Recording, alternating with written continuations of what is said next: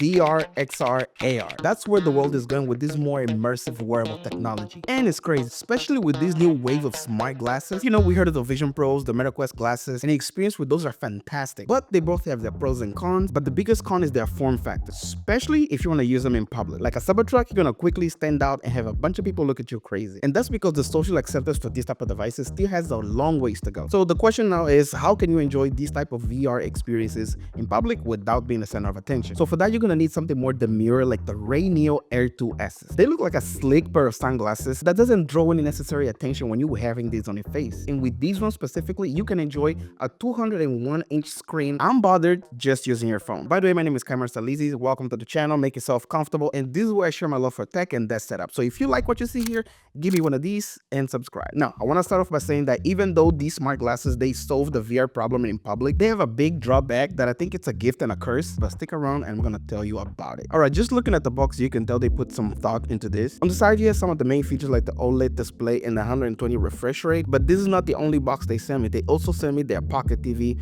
but we're going to look at that in a minute. Once you open the box, the first thing that you see is the RayNeo pouch and a box with accessories. In the accessory box, you have these extra nose pads. That's to help you adjust the glasses. You also get these demo lenses. This is for people that use glasses, that you can take this to your doctor so that they can fit your prescription lens. Now, this would be perfect for me because I use glasses. And funny thing, the first time I put the RayNeo on, they look so blurry that I thought these actually were trash, but my eyes were trash. So instead of taking these demo lenses, I went to get contacts. And the blurriness that I was seeing had nothing to do with the glasses. Now, they also send you this USB-C to USB-C cable that I wouldn't care much about it, but these are angled on one side to connect to the glasses so that it could just naturally fall and your cable doesn't do this weird loop around your ear. You also get the instruction manual, which they don't highlight much. They only walk you through on how to fit it on your face because these glasses have little to none software built in. Now, onto the main dish is the RayNeo itself. The pouch, when you open it, you'll notice how these things look so freaking cool, and they come with this cover. So this cover, to me, it actually looks freaking cool. I wish I would have kept it because it adds an extra layer of opacity to the glasses. But still, even without that cover, this thing looks so freaking cool. I love the form factor of these glasses.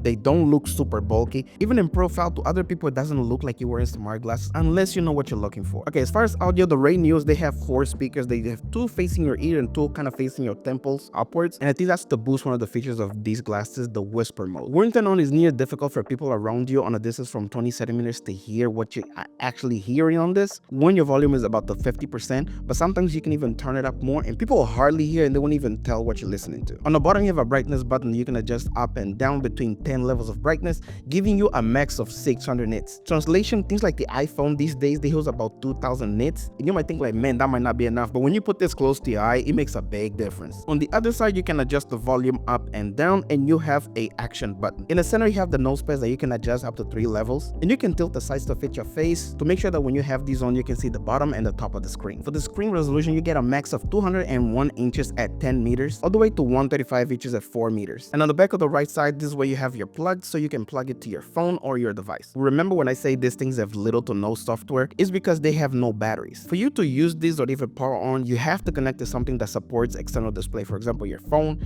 your computer, or the Pocket TV you're going to talk about in a minute. But here's the thing, when you plug this to your device, it gives this thing a little bit of power for you to actually see the internal software. And the internal software is very minimal, and the only things that you can adjust are the volume up and down, whisper mode on and off, the refresh rate from 60 to 120, and some color filters. Now, one thing about connecting these guys to your device, if you're an iPhone user, you're simply going to connect this and you're going to see whatever's on your screen. If you're an Android user, you have to actually download an app that once you connect, your phone becomes almost like an Air mouse or Air cursor. Into that app, you can access more controls for this. But if you're an iPhone user, all you're going to get is whatever you see on your screen. So to adjust your screen size, for example, you're going to need that app or that Pocket TV, because through the iPhone or through your iMac, you don't have accessibility to those controls for you to adjust your screen size. So as a default, it's going to come at 201 inches. Now, since the RayNeos don't have a built-in battery, you're going to need the Pocket TV that actually comes with 6500 milliamp hour battery built in. Not only gives power to this device, but you can also use it to charge your devices if you're on the go or if you're traveling, and that's clutch. Now, looking at this Pocket TV, almost looks like an iPod, you know, the old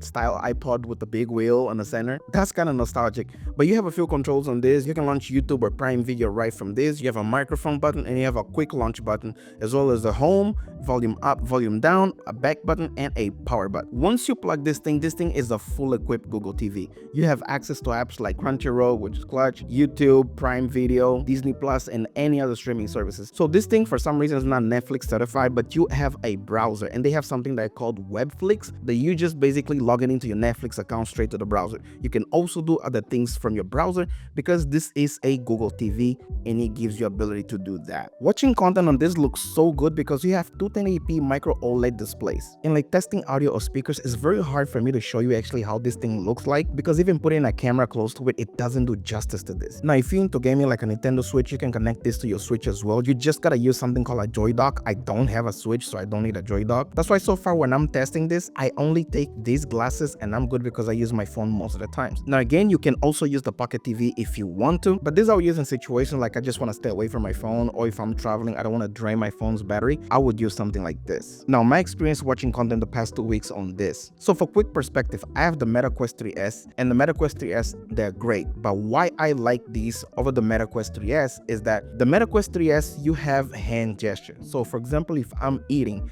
and I have the Quest 3S on my face, every time my hand moves, the Meta Quest, because it has sensors going all directions, it thinks that I'm actually trying to pick the settings and it tries to shovel and throw my screen all over the place. So to me, that's a big issue because with this, I can eat, I can move around, and my screen doesn't move because it's not tracking my hands. It doesn't have these type of sensors to do what the Meta Quest 3S does. So for example, one of the things I do in the morning, I take my kids to school, and while I'm waiting on the car line, guess what? I have this thing up. I can look up emails, I can watch content, and I'm unbothered. I don't look weird. I can still see to the bottom of them. I don't recommend you doing this, by the way. What I'm trying to say is these things are very versatile. If I'm going out to a coffee shop or somewhere that I need to work on my laptop, I can just pop these up because I don't have to look down, and from a relaxed position, do what I need to do. Quickly going back to this, if you have to carry this around, this fits in a pouch with the RayNeo. Same with your USB-C cable, which is actually nice of them for doing this because you don't have to go buy like weird cases or weird pouches for you to take this thing. Especially if you're traveling, walking around with this, just looks like you're carrying a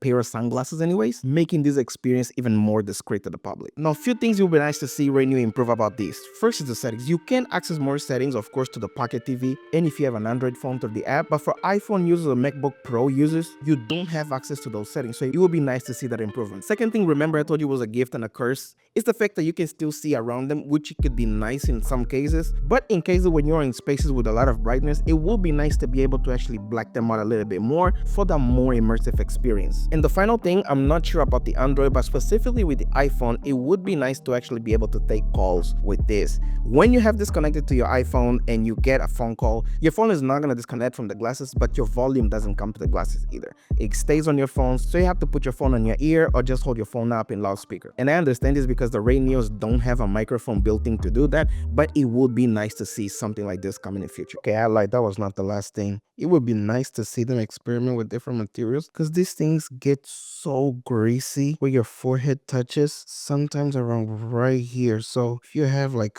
oily skin like me, it is gonna smudge up like that. So it would be nice to see them improve their material selection. And RayNeo is having Black Friday sales on this, so check out the link in the description below so you can grab yourself a pair, and those could actually be a nice gift for that special somebody. So far, it's really nice to have multiple ways of enjoying VR or AR content, but these guys are my go-to guys for the last 2 weeks just because I don't have to look crazy in public, and it's extremely portable. So this is my take on the RayNeo 2S. Let me know what you guys think in the comments below. Have you experienced glasses like this? What's your take on AR or VR glasses? And what are the other cool ways of using this thing? So let me know in the comments below. Again, don't forget to like and subscribe. And this is Kymar signing out. See you guys on the next one. Peace.